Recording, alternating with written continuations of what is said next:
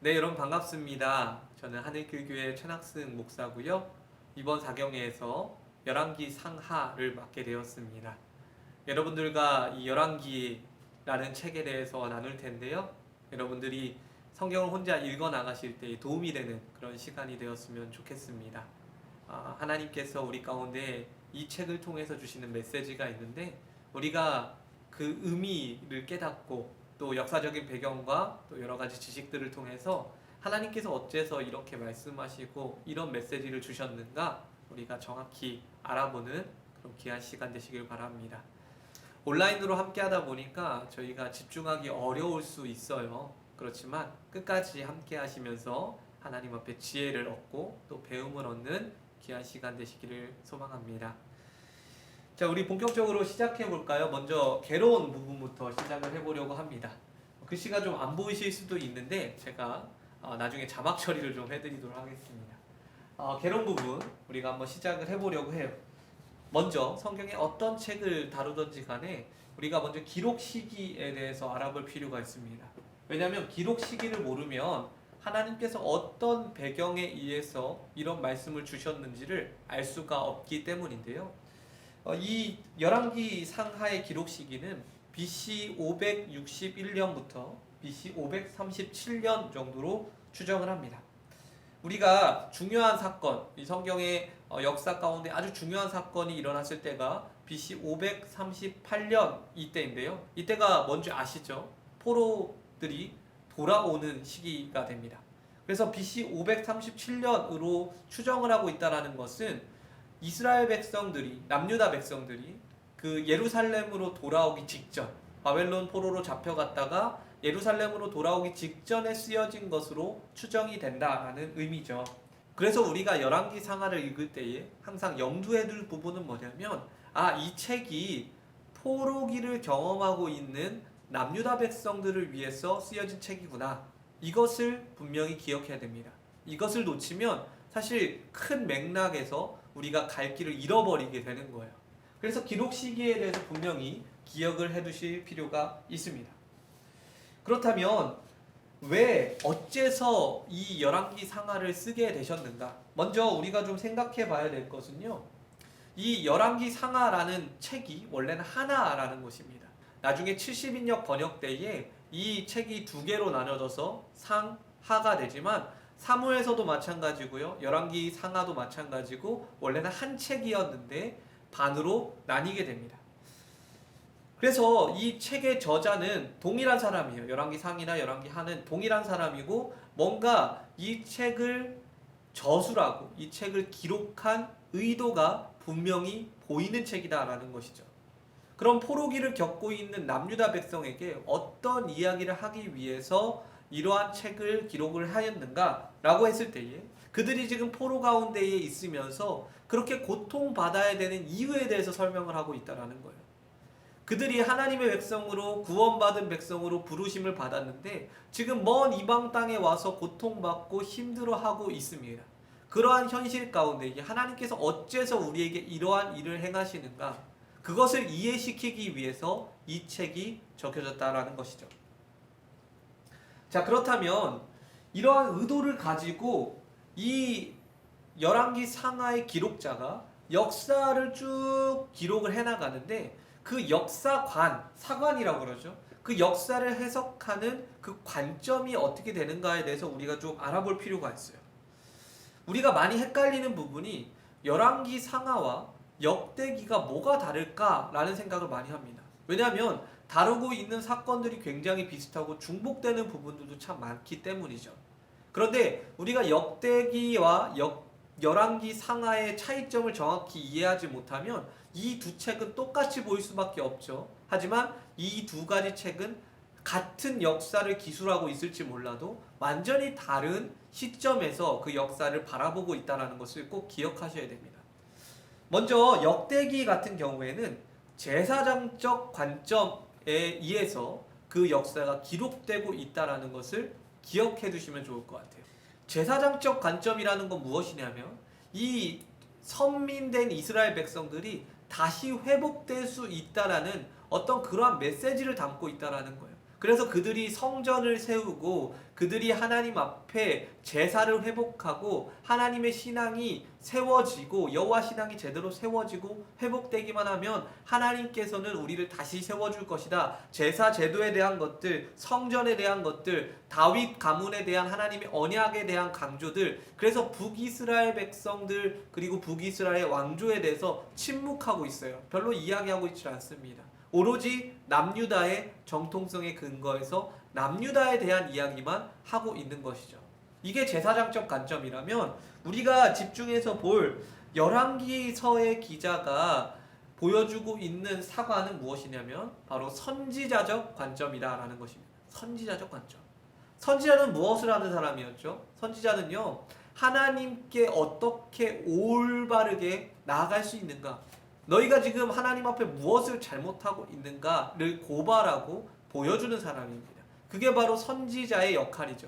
그럼 선지자의 관점이란 무엇이냐? 지금 이 열왕기 상하가 선지자적 관점으로 쓰였다는 것은 이 열왕기 상하는 뭔가를 고발하고 있고 뭔가 바른 길을 제시하고 있다는 것입니다.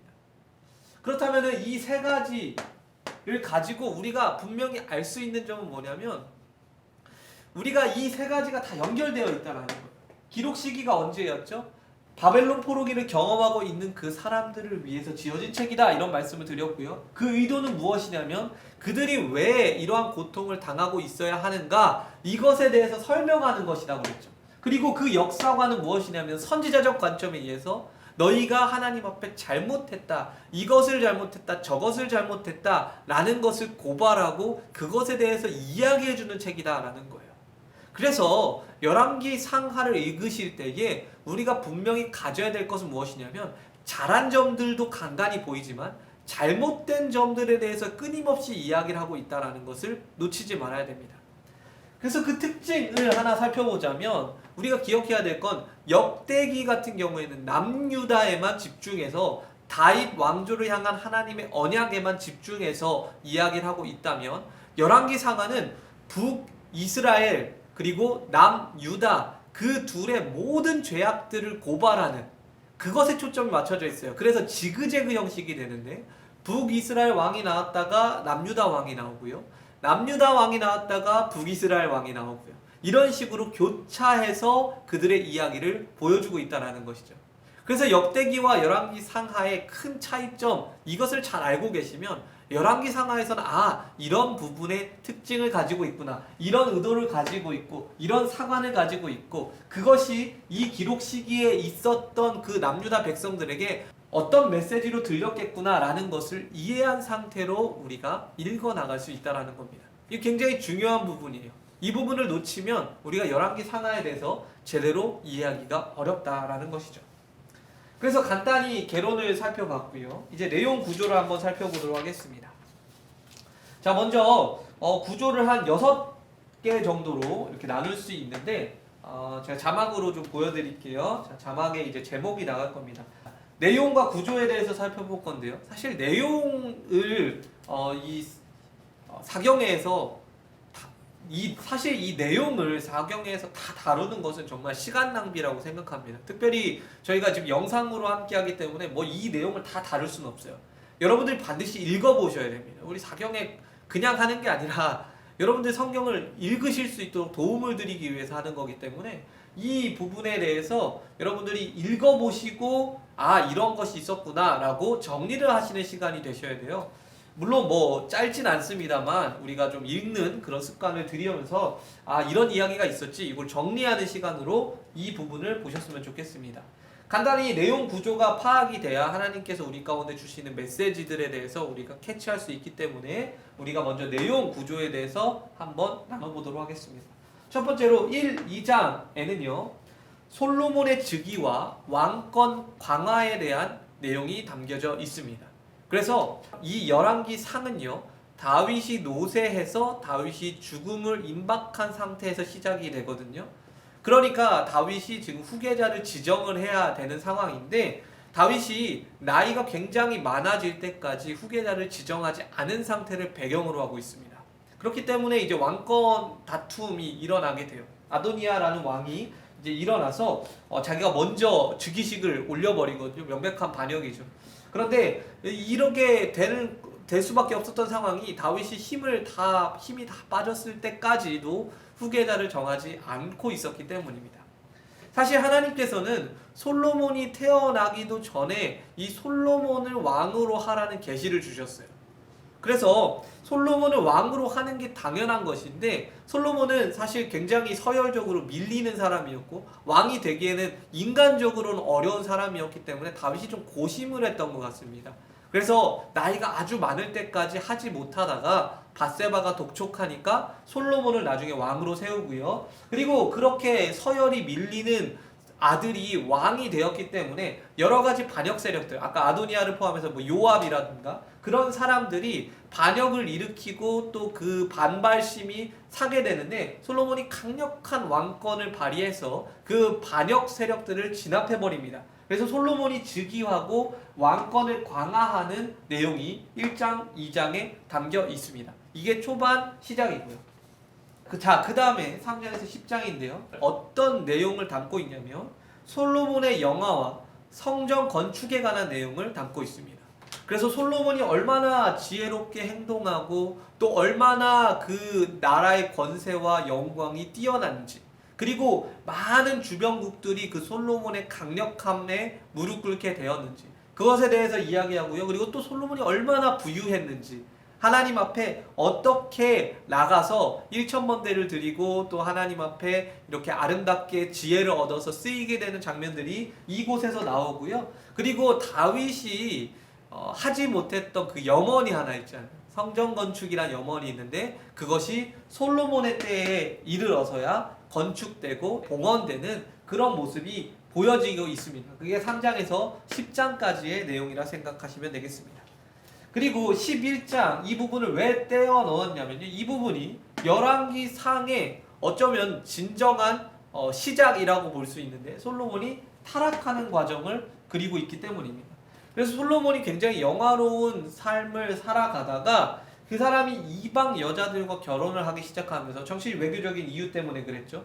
이방 여자들과 결혼하기 시작하면서 타락하게 되고요. 이 타락 때문에 이스라엘, 남유다 이 모든 비극이 시작이 돼요. 그래서 앞에 이 부분이 만약에 프롤로그라고 한다면 이제 이 부분부터는 본격적으로 이야기가 시작되는 부분이라고 이야기할 수 있습니다. 그래서 솔로몬이 타락하는 부분이 바로 11장에 기록이 되어 있습니다.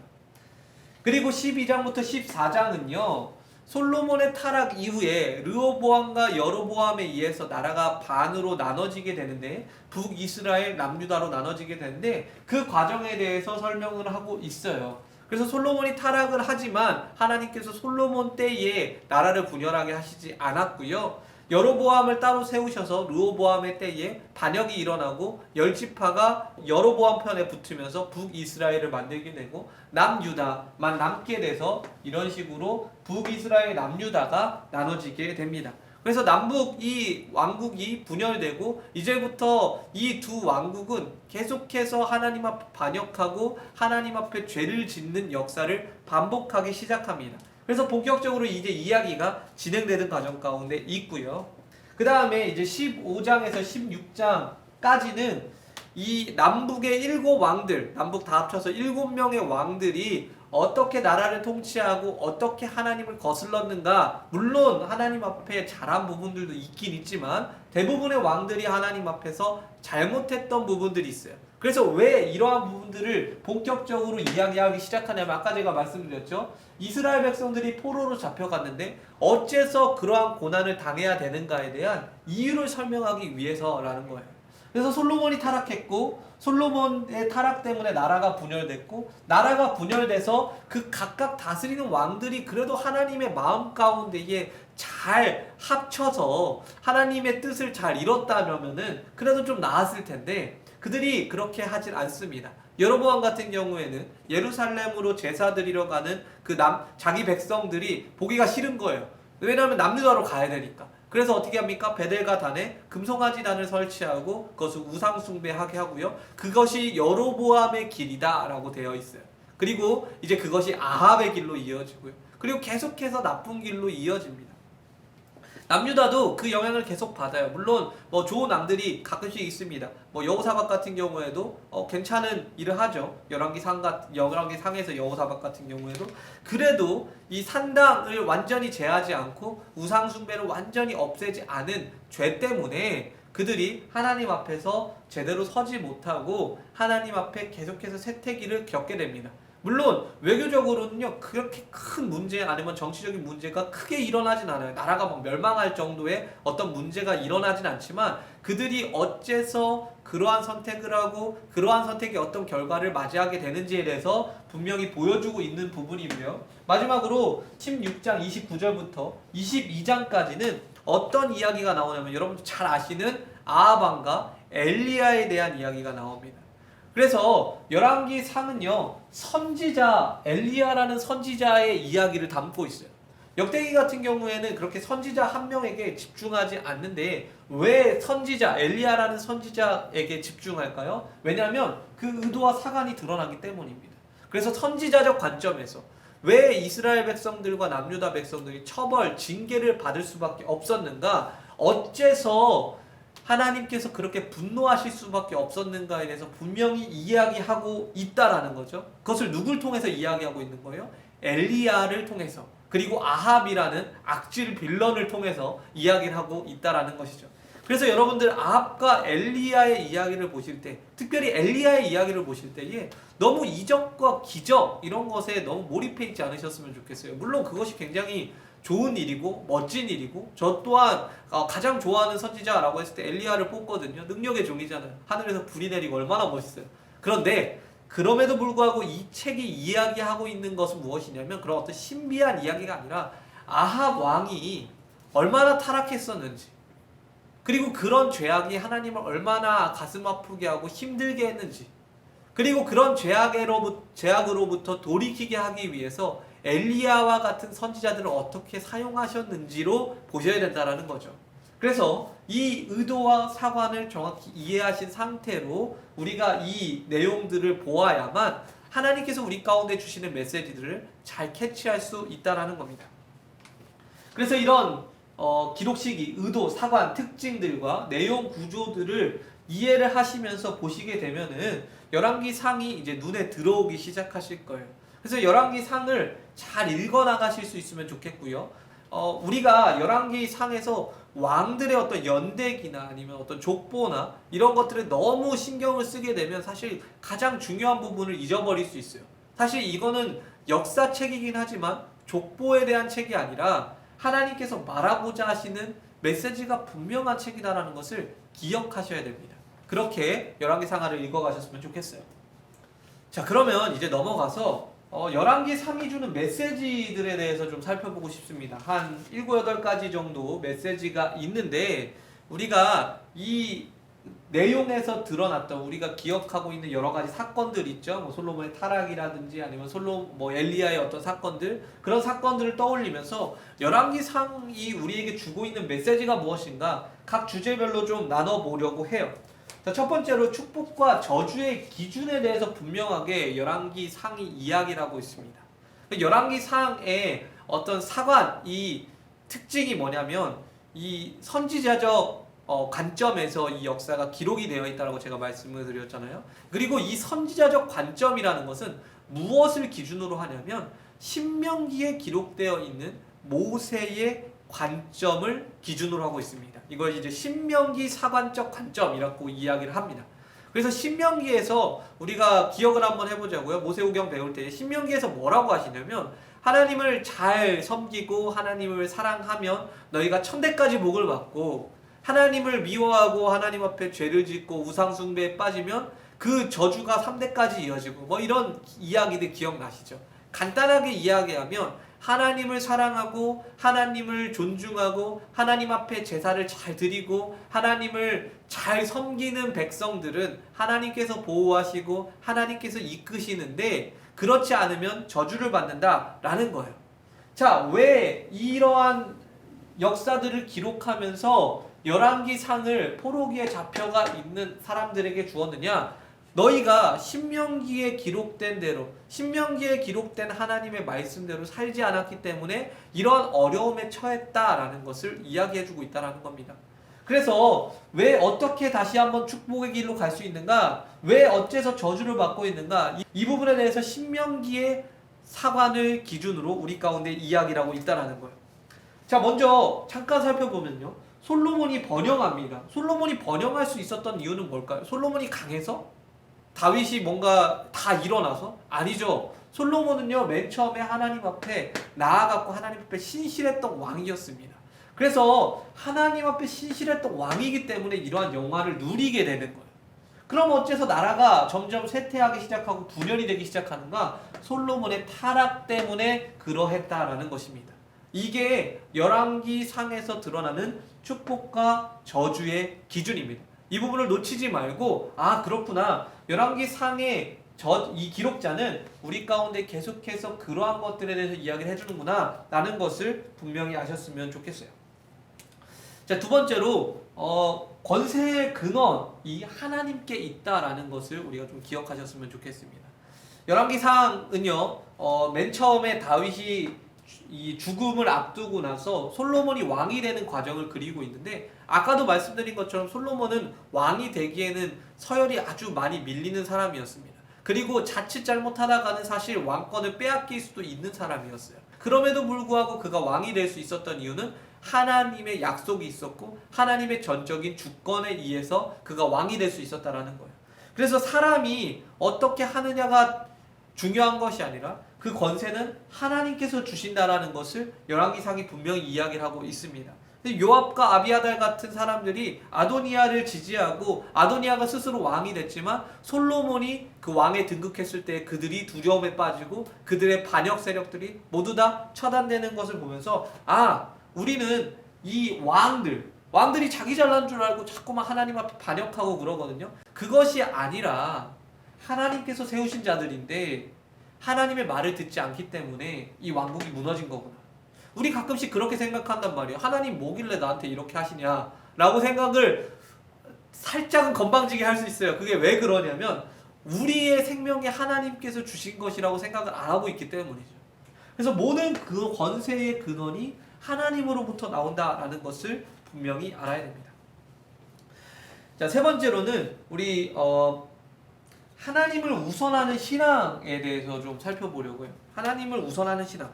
자, 솔로몬이요, 왕으로 등극해서 영화로운 시기를 누리게 되는데, 솔로몬이 그것을 누릴 수 있었던 그 비결은 뭐냐면 바로 하나님 앞에 드렸던 아주 정성 어린 제사에 있습니다. 일천번제라고 하죠. 일천번제 드릴 때에 하나님께서 솔로몬에게 이야기하시죠. 너가 무엇을 원하냐라고 했을 때에 하나님께서 주신 백성들을 잘 다스릴 수 있도록 저에게 지혜를 주십시오, 이렇게 이야기를 합니다. 그러니까 단순히 지혜를 자기의 어떤 안위와 편의를 위해서 받으려고 했던 것이 아니라 하나님께서 주신 이 사명, 하나님께서 주신 이 일을 잘 감당하게 하기 위해서, 잘 감당할 수 있게 하기 위해서 저에게 지혜를 주십시오 라고 했을 때 하나님이 뭐라고 응답하시죠? 다 알고 계시죠? 지혜뿐만 아니라 너에게 부와 명예와 권세도 다 주겠다 라고 이야기를 하시면서 솔로몬이 전성기를 누리게 되거든요. 그래서 열왕기상은 무엇을 이야기하냐면 하나님을 우선으로 생각하는 신앙을 가진 사람들이 어떻게 되는지에 대해서 설명을 하고 있는 거예요. 이거는 신명기 사관관도 마찬가지입니다. 예수님께서도 비슷한 말씀을 하시죠. 그의 나라와 그의 일을 먼저 구하라. 그리하면 너희에게 모든 것을 더하시리라 말씀하시잖아요.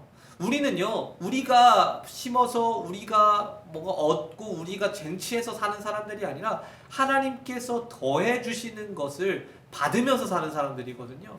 그것을 받을 수 있는 비결이 뭐냐라고 했을 때에 하나님을 우선하는 신앙에 있다라고 열왕기상은 이야기해주고 있다라는 것입니다. 또 이어서 우리가 좀 살펴보고 싶은 부분은 지혜의 근원이신 하나님에 대해서 이야기를 하고 있다라는 거예요. 솔로몬이 자기의 백성들을 잘 다스려야 되는데 자기는 지금 자신감이 없어요. 아직 어리고 자기 기반이 아직 약해요. 그때에 그가 하나님 앞에 지혜를 구했고 그 지혜가 엄청나게 소문이 날 정도로 그 저녁에 하나님의 영광을 드러내는 도구가 됩니다. 솔로몬이 똑똑해서 그런 게 아니라 열왕기상은 분명히 이야기하고 있어요. 그 지혜로 소문난 솔로몬은 사실 하나님 앞에 그 지혜를 받은 것이다 라고 이야기를 하고 있다는 거예요. 그래서 지혜는 어디서 오느냐라고 했을 때에 하나님으로부터 온다라는 것을 분명히 얘기해주고 있습니다. 그래서 우리 가운데도 야고보서도 말씀하시잖아요. 너희가 지혜가 부족하거냐 그러면 후히 주시고 꾸짖지 아니하시는 그분께 구하라고 하잖아요. 우리가 지혜가 부족할 때는 누구에게 구해야 됩니까? 전문가에게요? 물론 뭐 전문가의 조언도 필요하고 우리가 따로 조사하는 것도 필요하고 또 우리가 뭔가 공부를 열심히 하는 것도 필요할지 모르겠지만 가장 중요한 지혜, 우리 신앙적 영을 살게 하는 지혜는 어디에서 나와요? 하나님으로부터 나옵니다. 하나님 앞에 구할 때 나옵니다. 그것을 잊지 않으셨으면 좋겠어요. 그래서 솔로몬과 같이 지혜 있는 우리의 신앙생활이 됐으면 좋겠습니다. 또 이어서 성전 건축에 대한 이야기를 빼놓을 수 없을 것 같아요. 성전 건축, 열왕기 상에 아주 중요하게 등장하는 주제인데요. 다윗이 그 평생에 하나님의 집을 짓기로 참 간절히 구했음에도 불구하고 다윗에게는 그것이 이루어지지 않았습니다. 그리고 솔로몬의 시대에 성전 건축을 하게 돼요. 근데 좀 아쉬운 부분은 뭐냐면 이 성전 건축이 뭔가 자신의 성보다도 너무 작고 그리고 좀 다윗이 이렇게 준비한 것만큼 그렇게 멋지게 되지 않은 것 같은 그런 느낌이 살짝 있습니다. 뭐 저만 그렇게 느낄지 모르겠지만 어쨌든 이 성전이 건축되고 나서 이스라엘 백성들은 이제 더 이상 언약궤가 움직이는 것이 아니라 이 성전에 이제 안치되면서 하나님을 고정된 장소에서 만날 수 있는 평화와 안정의 시대가 시작된다라고 볼 수 있습니다. 그런데 참 안타까운 것은 무엇이냐면 이 성전 건축을 하고 나서 바로 뒤에 솔로몬의 타락이 시작이 되면서 사실 이렇게 멋지고 좋은 성전이 제 기능을 잘 하지 못하게 됩니다. 그래서 실제로 역사적으로서 단일 중앙성소로는요, 나라가 금방 분열되기 때문에 단일 중앙성소로서의 기능은 금방 상실하게 되고 이스라엘은 이때부터 한순간도 온전한 평화를 누리지 못하게 됩니다. 솔로몬이 성전을 봉헌하면서 이 성전을 향해서 하나님께서 항상 눈을 두시고 우리가 이 성전을 위해서 기도할 때 하나님께서 들어주십시오 라는 그 기도를 하는데 이스라엘 백성들이 그렇게 살지 못하고 남유다인들이 그렇게 살지 못하면서 그들이 포로기로 끌려가게 되는 그러한 상황이 발생했다는 것을 알려주고 있는 거고요. 건물 성전이 하나님 신앙의 가장 중요한 부분이 아니라 그 건물 성전을 매개체로 해서 하나님 앞에 나아가는 우리의 영혼과 우리의 마음이 더 중요하다라는 것을 보여주고 있다라는 겁니다. 사람의 손으로 지은 성전은요 분명히 한계가 있습니다. 우리가 요즘에 이제 교회 건물을 많이 성전 이렇게 이야기를 하는데 우리 이 예수 믿는 사람들, 예수님 믿는 이 교회들, 성령께서 거룩하게 거하시는 우리들이 모여있기 때문에 이곳을 성전이라고 부르는 거지 건물 자체가 뭔가 성전이 될 수 없다라는 거죠. 그리고 그것이 성전일지라도 분명한 한계를 가지고 있다라는 것입니다. 사람의 손으로 지은 가장 영화로운 성전이 솔로몬 성전이었지만 사람이 변하고 사람이 주님께 죄를 짓기 시작할 때 그 성전의 기능을 할 수 없게 된 것처럼 우리도 우리 성전된 우리의 내면을 잘 가꾸고 하나님 앞에 잘 드릴 수 있어야지 어떤 건물, 사람이 만들어 놓은 그런 것에 너무 현혹돼서는 안 된다라는 것이죠. 그와 연결해서 인간의 한계의 부분에 대한 것도 좀 나누고 싶습니다. 어째서 이런 식의 스토리라인이 흘러가는가? 사실 솔로몬이 하나님 앞에 엄청난 복을 받았음에도 불구하고 그가 타락했기 때문에 그 모든 것이 시작이 됩니다. 솔로몬이라는 왕을 우리가 마냥 좋아할 수도 없고 마냥 싫어할 수도 없는 것 같아요. 왜냐면 우리가 인간적으로 좋아하는 부분들이 다 있는 사람이기도 한데 또 인간적으로 너무 나쁜 부분도 있는 사람입니다. 극과 극을 달리는 사람이죠. 그래서 솔로몬은 모든 것을 하나님께 복을 받고 또 하나님으로부터 은혜를 얻고 참 자기가 처음 시작부터 하나님의 은혜로 시작했던 사람이었음에도 불구하고 하나님 앞에 끝내는 죄를 짓고 그 죄의 결과가 계속해서 이어지는 것을 우리가 열왕기 상의 이야기를 통해서 볼 수 있다는 거죠.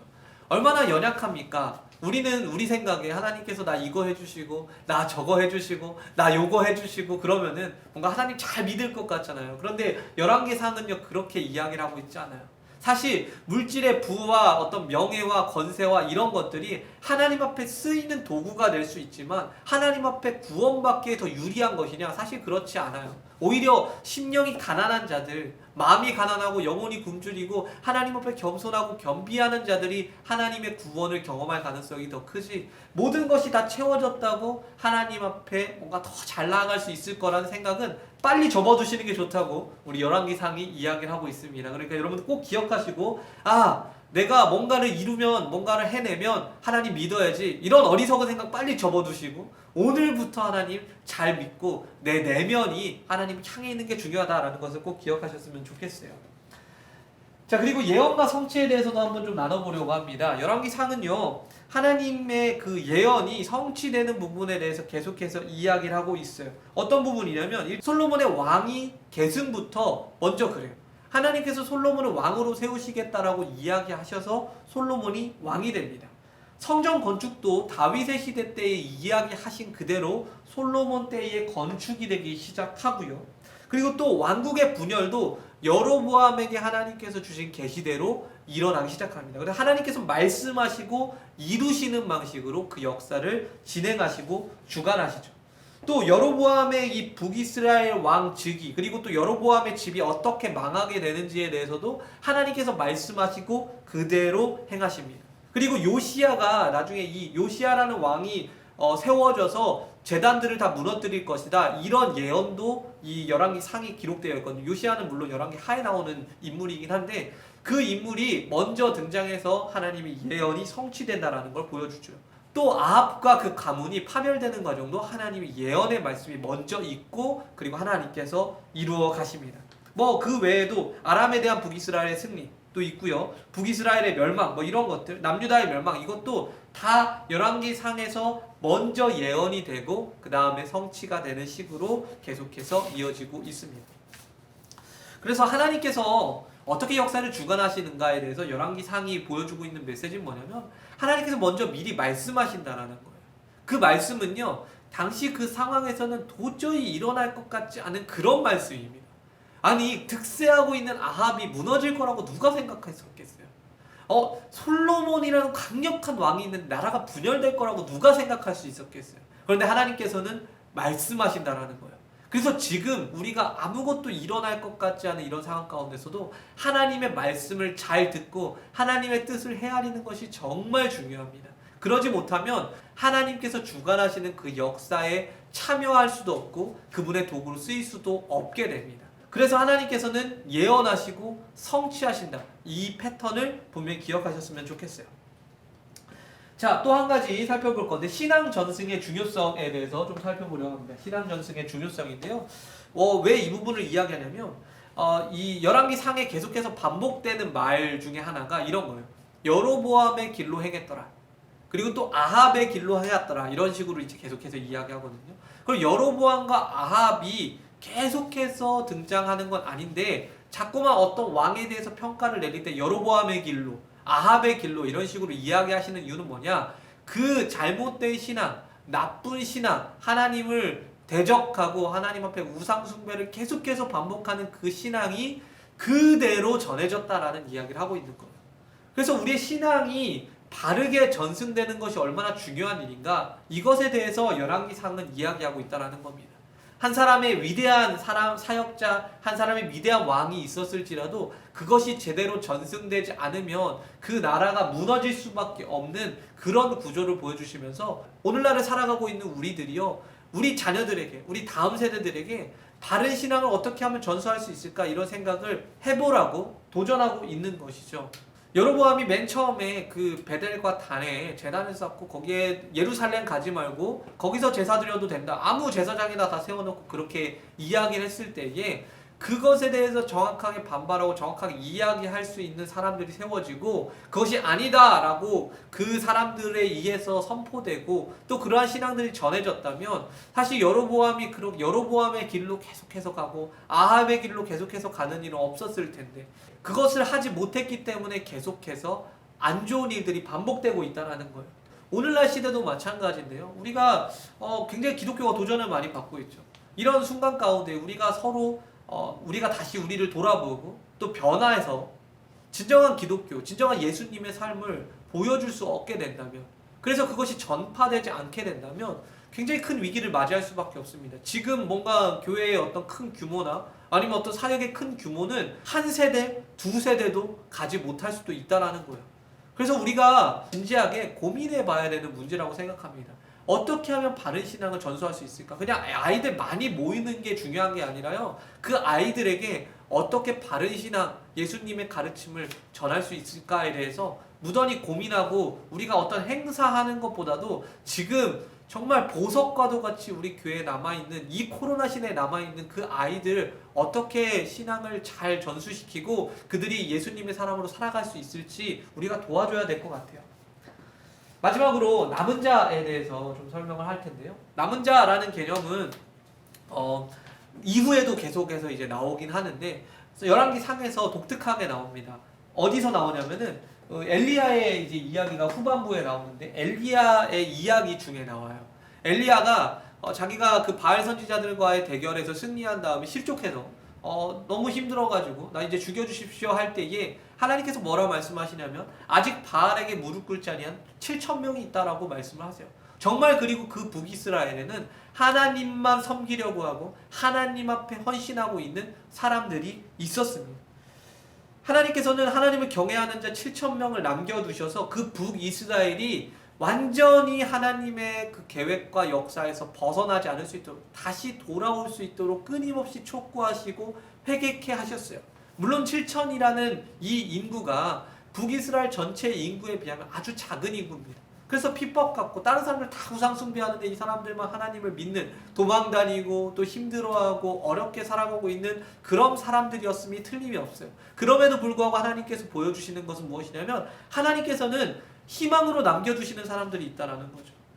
저는요 이 코로나 시대에 우리가 정말 많은 도전을 받고 있고 또 기독교의 공신력이 많이 떨어지는 이 상황 가운데서도 하나님의 남은 자들이 있다라고 생각을 합니다. 그리고 그 남은 자에 우리가 포함되어 있어야 된다고 생각해요. 우리 감리교회가 더 그런 남은 자였으면 좋겠어요. 어렵다 힘들다 안 된다 하고 있는 이 시기 가운데에 하나님의 그 복음의 능력으로 하나님의 교회가 세워지고 공동체가 세워지고 사람들이 아름답게 세워지는 그런 모습을 보일 수 있는 남은 자들의 모습이 우리 가운데 있었으면 좋겠습니다. 그래서 이 열왕기 상이 이야기하는 것처럼 아합과 같이 타락한 이 시대 가운데서도 하나님을 보일 수 있는 하나님의 사람들이 반드시 있다. 하나님께서는 그 사람들을 남겨두신다라는 것을 기억하시면서 우리도 이렇게 해야겠다라는 생각을 좀 가지셨으면 좋겠습니다. 우리도 이렇게 하나님의 남은 자로서 이 시대, 이 마지막 시대의 역할을 감당해야 되겠구나라는 결단이 있으셨으면 좋겠습니다. 그래서 열왕기 상을 이런 식으로 좀 정리를 해봤어요. 그래서 기록 시기, 의도, 사관, 특징을 기준으로 해서 그 내용을 살펴봤고 그 내용 가운데 여러 가지 사건들이 주는 메시지에 대해서 제가 설명을 해드렸습니다.